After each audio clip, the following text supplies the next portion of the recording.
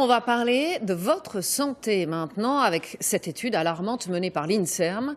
Elle prouve que la prise répétée de certains somnifères ou anxiolytiques renforce les risques de développer la maladie d'Alzheimer. C'est une molécule qui est en cause, le benzodiazépine, présent dans de nombreux médicaments. Et malheureusement, les Français en consomment beaucoup. Détails et explications, José Blanc-Lapierre, Régis Maté. Pour dormir ou retrouver le sourire, les pilules miracles remplissent les tiroirs des pharmacies.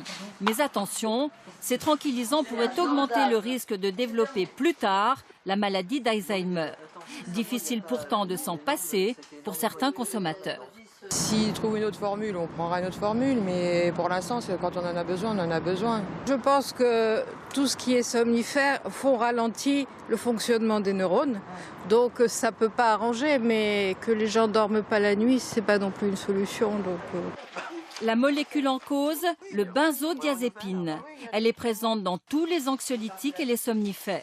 Aujourd'hui, l'INSERM alerte sur les dangers d'une prise prolongée.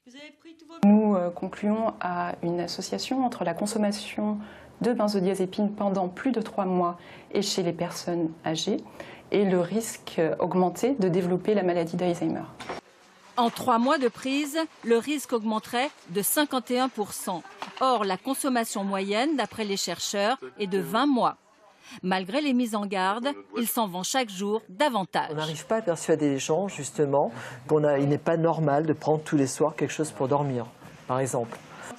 En 2012, il s'est vendu en France 131 millions de boîtes de tranquillisants. 11,5 millions de Français en ont pris au moins une fois, en majorité des femmes.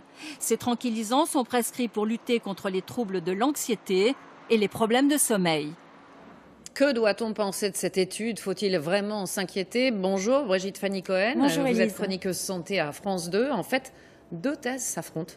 Oui, 2 scénarios possibles. Alors le premier, c'est de penser que ces personnes de plus de 65 ans qui vont prendre des tranquillisants ou des somnifères le font parce qu'elles ont un début de maladie d'Alzheimer très précoce qu'on ne peut pas diagnostiquer. Elles ont des petits troubles de la mémoire, elles s'inquiètent, elles s'angoissent et leur médecin peut leur prescrire contre ça des anxiolytiques. Quelques années plus tard, la maladie d'Alzheimer se développe, elle est diagnostiquée et on se dit c'est la faute au benzodiazépine. C'est le problème de l'œuf et de la poule. Quel autre scénario possible? Alors l'autre scénario, c'est de penser que cette étude de l'INSERM dit vrai, qu'il pourrait y avoir une relation entre le fait de prendre ces médicaments et l'apparition d'une maladie d'Alzheimer.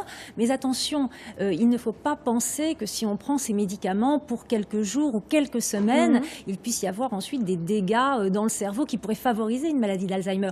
Pour en arriver là, il faut vraiment qu'il y ait des abus. Le problème, c'est la prise au long cours de ces médicaments. Et d'ailleurs, cette étude doit inciter et les médecins et les patients à respecter les recommandations de la Haute Autorité de Santé, c'est-à-dire ne pas dépasser des prescriptions de 28 jours, donc 1 mois de traitement. De toute façon, Brigitte, on le sait, prendre des somnifères à long terme, c'est mauvais pour la santé. Comment s'en détacher?